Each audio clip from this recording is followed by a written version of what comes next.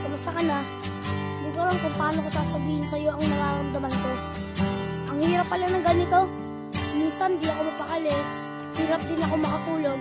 Siguro dahil sa kakaisip sa'yo. Sa eskwela, kung saan ay natutunan kong mangarap at baon na lakas sa loob na may halong pagsusumikap upang aking matutungan na lahat ang mga nasimulan na hangarin ng aking magulang at nang sa ganon ay masuklian at aking pipilitin na wag silang bigyan ng mga problema. Aakyat ang entablado at tangan-tangan ang diploma. Lahat ng iting kakayanin na may kasamang dedikasyon at sa nag-iisang babae nagbibigay ng inspirasyon na siyang dahilan kung bakit iba ang sayang aking nadarama na siyang ang dahilan kung bakit may ngiti sa aking mga mata na sa kanya'y nakatuon at palagi ang nakatitig. Ito na ba ang simula sa sinasabi nilang pag-ibig? Ikaw ang dahilan kung bakit ako masaya, dahil sa'yo ay natutunan kong bigyang halaga ang lahat ng mga panahon at mga pangyayari na binadarama kapag ikaw na ang kapiling ko. Ikaw na nga ang aking inspirasyon, Binigyan mo ng liwanag ang aking destinasyon, kung saan ang tulad mo'y matatagpuan at ang ating mga damdamin ay nagsalubungan. Kaya wala nang akong hahanapin pa. maligaya ako sa mga panahong laging kasama ka. Ikaw ang katabalan sa aking panalangin At nagsasabi na ikaw ang aking iibigin. Pag kasama kita, ako'y masaya. Ikaw at ako at wala ng iba.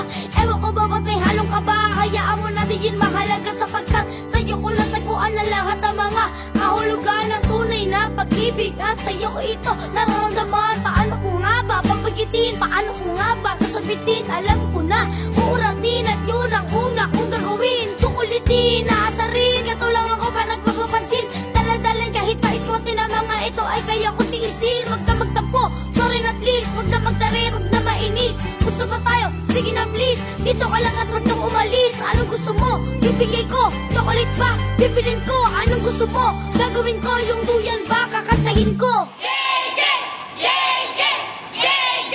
Kahit bata pa ako, parang alam ko na lahat mga naging kapag hindi ko maipag dapat nagiging masaya.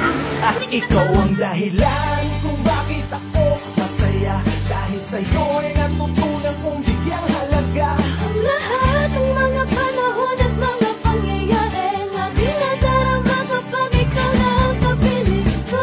Ikaw na nga ang aking inspirasyon, Binigyan mo ng liwanag ang aking destinasyon, kung saan ang tulad mo'y matatagpuan at ang ating mga damdamin ay nagsalubungan. Kaya wala nang akong hahanapin pa. maligaya ako sa mga panahong laging kasama ka.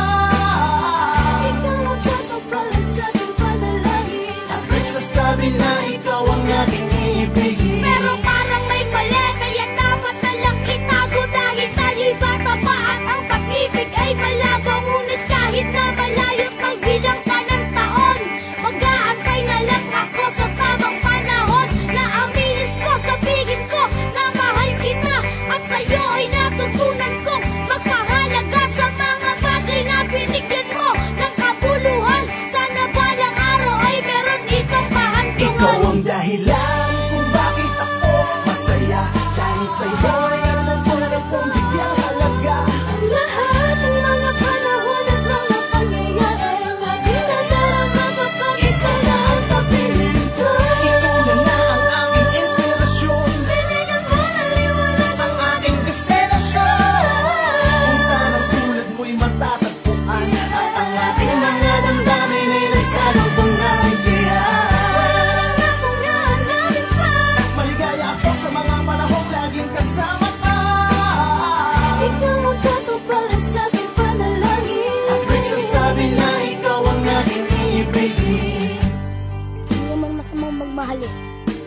Kaso lang, dapat sa tamang panahon at sa tamang pagkakataon. Pero ako, handa akong mag-antay. Sana ganun ka din.